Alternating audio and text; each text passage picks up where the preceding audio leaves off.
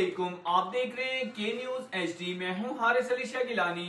چلتے ہیں آج کی اہم خبروں کی طرف۔ رخ کریں گے مخدوم پور پھواڑہ کا، جہاں سے رپورٹ کر رہے ہیں ہمارے نمائندے انور ندیم انصاری۔ پاکستان کی ترقی و خوشحالی کسان کی مرہون منت ہے۔ محمد یاسر اسسٹنٹ ڈائریکٹر زراعت کا مخدوم پور کا وزٹ۔ زرعی ادویات مراکز کے انسپیکشن، کسانوں کو بریفنگ۔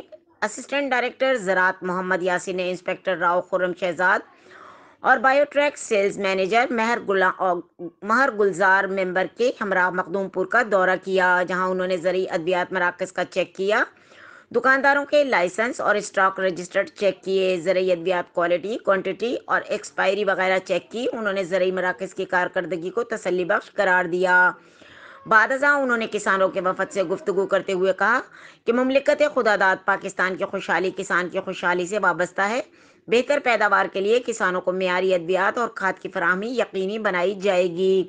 انہوں نے کسانوں کو گندم کی فصل میں موجود جڑی بوٹیوں کے خاتمے اور کھادوں کے استعمال کے بارے میں مفید مشورے بھی دیے۔